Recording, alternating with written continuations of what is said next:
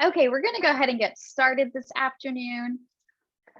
Well, welcome everyone. Welcome GENERIS alumni. My name is Christy Mora and I'm on the team here at GENERIS. I'm going to go ahead and ask my advancement team to join me. I'm very excited that we are all here together. And I am honored to be in a Zoom room with so many generosity champions who have partnered with GENERIS over the last few years to accelerate their God-inspired vision. It is so exciting.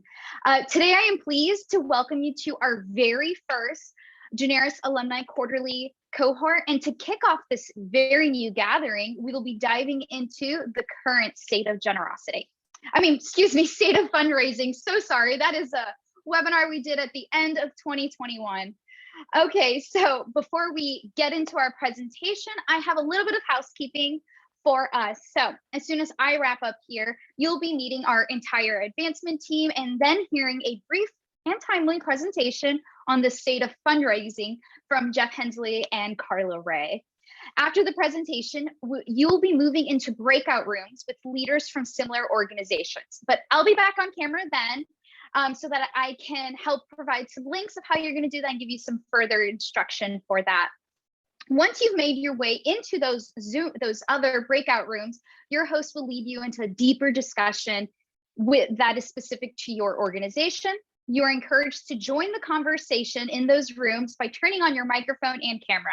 And if you are somewhere that you're unable to come on camera or turn on your audio, don't worry, the chat feature will be available so that you can drop in your questions and thoughts and still join that conversation. And our goal for this gathering is to help build a community of like-minded leaders and continue to resource you throughout your advancement journey.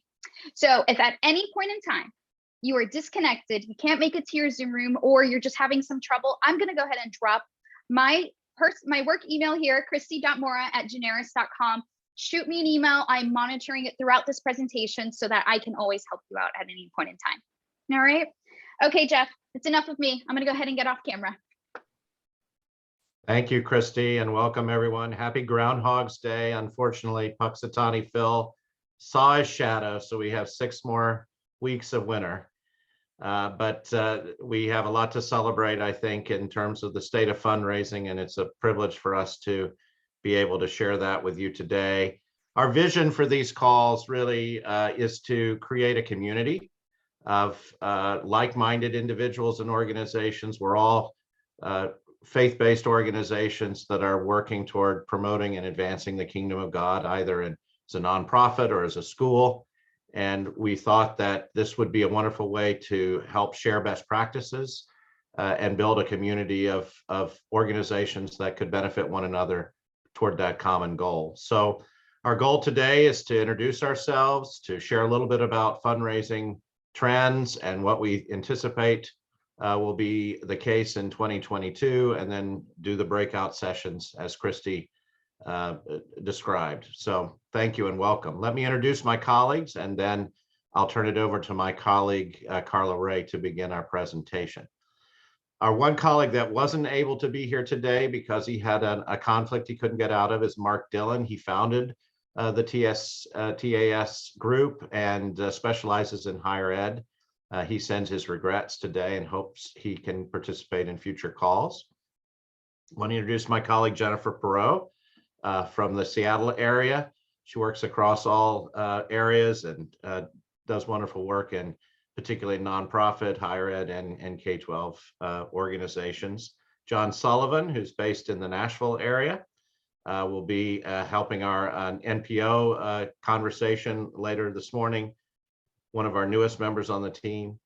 Eric Hamshow from the Chicagoland area, works across our markets, but comes out of the higher ed background. Kim Jennings in the Atlanta area, works with a number of organizations, but specializes in the K-12 space. And then finally, Carla Maxwell Ray, one of our longest serving colleagues, and works across organizations. And Carla, I'll turn it over to you to begin our presentation. Well, thank you, Jeff. I'm just so excited to be here with you to talk about the state of fundraising and where we're headed in the future. So I'm going to take a reflective look, and then Jeff is going to talk about what's ahead. So let's get started. All of you know about Giving USA and how importantly it is to define the trends and where we're headed. And then we as a team have lifted some lessons learned. So I'm going to go pretty quickly on what we're going to do to talk about the 7 takeaways of giving. First thing, it has been a banner year with just tremendous levels of giving. Do you know that giving increased by $43.73 billion? That's over 5%. And then 3 of the giving resources, individuals, foundations, and bequests are at an all-time high, while the corporate sector decreased. But we as faith-based organizations focus on those other 3 the most. Generosity reigns when you're in a pandemic, and needs really soar, and they're front and center in front of our eyes. The good news is 80% of us are better off or the same as we were in 2019, and only 20% are worse off. And many of us have been able to double our savings, and we really changed our lifestyles during this pandemic. So the second point is that individuals gave $324 billion, a 2% increase in giving. Disposable income increased 7%. And you heard about those mega gifts, especially at the beginning of the pandemic. Bequests were up again 10%, everyone leaving their legacy. And then the donor advised funds, whoo, since 2015, they've been giving money and it's been up 93%. Oh, the news is good and better. And number 3, the acquisition of new donors. That's up 19%. Can you believe it? First-time donors are leaning in, but we must not ignore them. We have to celebrate these new givers and recognize them, because donor retention rates tanked 12%. Unacceptable, folks. Let's do something about it. And 4, giving to religion is flat.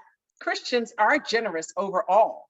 But do you know 20 years ago, the religion sector, the one that we cover, faith-based organizations, received a market share of 58%. Now you see we're 28%. It may have to do with church attendance. Next slide now. Oh, there's no new news in regard to online giving. And K through 12 was pretty much on top of it, with only a 7% increase. Higher ed did a little bit better with 10% increase. But do you know that human services organizations increased 46%? I don't know why we were so late to the game, but we're there now. So online giving has been tremendous. But one of the shocks to me, and maybe to you, was the all-time high in grant making.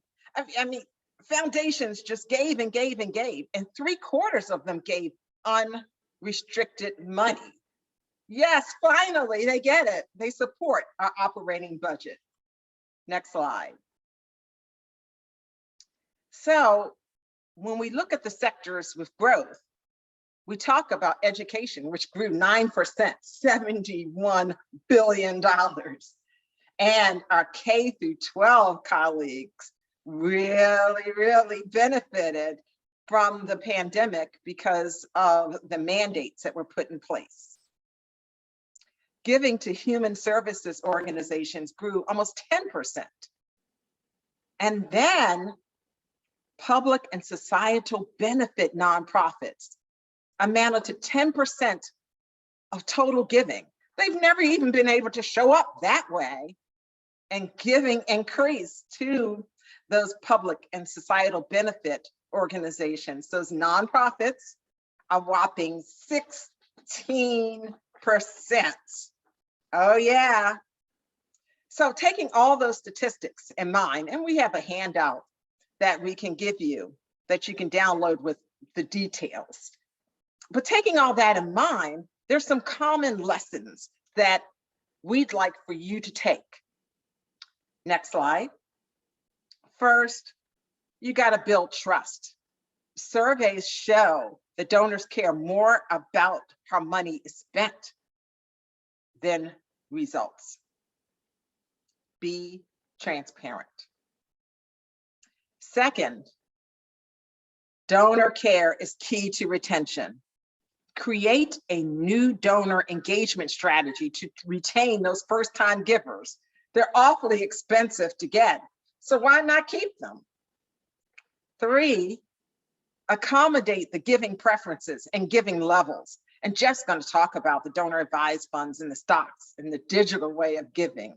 And have those in-person events, but be prepared to have the virtual events. And lastly, integrate financial relations and grant making into your development plans. Now, Jeff, our managing director, is going to take it from here. Jeff?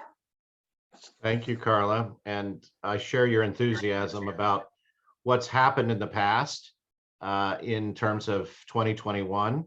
And so now we want to look at some key trends that we think will continue in 2022. Next slide, please. Thank you. First trend, with the exception of last year, where there weren't new donors added to many donor roles of organizations, the trends since 2008 are that fewer people are giving, but they're giving larger gifts. It's the only way to explain how giving is increasing, even as we are losing donors. So as Carla said, donor retention is going to be extremely important for us in 2022. How can we retain those donors that we have in our roles when fewer people are giving and it's harder and harder to acquire new donors? Secondly, the major donor focus is going to have to be key. If fewer people are giving, but they're giving larger gifts, that puts an emphasis on our major donor work as the fundamental basis of a successful fundraising enterprise. So if you don't have a major donor program, or you're struggling to establish and grow your major donor program, that should be a key goal for you in 2022. Second trend, we really think that 2022 could be the year of the campaign. We've had more interest in launching or relaunching campaigns this year than we've had in recent memory. The market performance is a major contributor to that.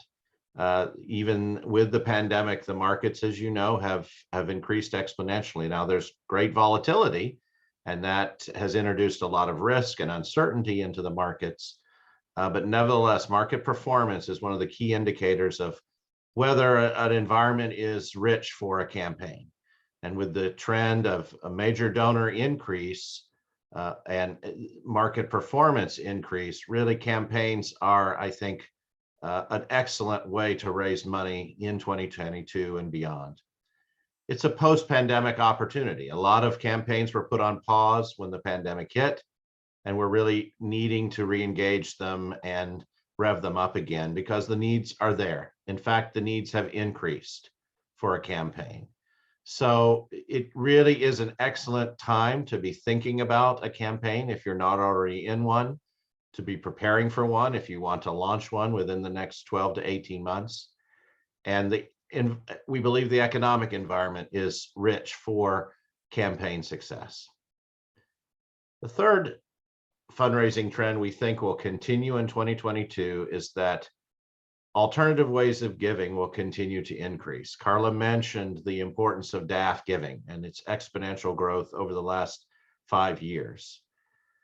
IRA distributions continue to increase, and as more and more people understand the value of, particularly from a tax perspective, giving their required minimum distribution from their IRAs after they're 70 and a half. And if you aren't marketing to that audience and giving them that information and that opportunity, 2022 would be an excellent year to start that. We've seen an incredible increase in cryptocurrency giving. And so if you're interested in figuring out how to accept gifts of cryptocurrency, how to include cryptocurrency gift acceptance policies into your normal gift acceptance policies moving forward, talk to us. We can help you set that up and give you best advice around how to accept those gifts. It's an excellent opportunity for people to give gifts of appreciated assets like cryptocurrency, avoid the capital gains tax. And really, it's an excellent opportunity for you to engage perhaps a younger demographic of donors who actually own cryptocurrency. Most cryptocurrency is owned by folks under the age of 45. And that's a great way for you to engage that sector that might not be engaged right now in your donor work. Finally, we've been hearing a lot about NFTs, and for the first time, we've been hearing organizations receiving gifts of NFTs, these non-fungible tokens. Don't ask me a lot about them. I'm just learning now about what they are and what their value is. But this is yet another area where growth in digital currency and digital assets and giving of those assets to nonprofits to do great work is a potential. So those are three key fundraising trends we think are going to continue in 2022. What I'd like to do now is kind of pose a question for us to consider in our small groups. Given that the fundraising environment is changing so quickly, as Carla described and as I've charted out in the trends, how do organizations keep up and stay ahead? And what are the issues you're most concerned about in 2022 and beyond? Let's focus on those two questions as we start heading to our breakout groups. And I'll turn it back over to Christy.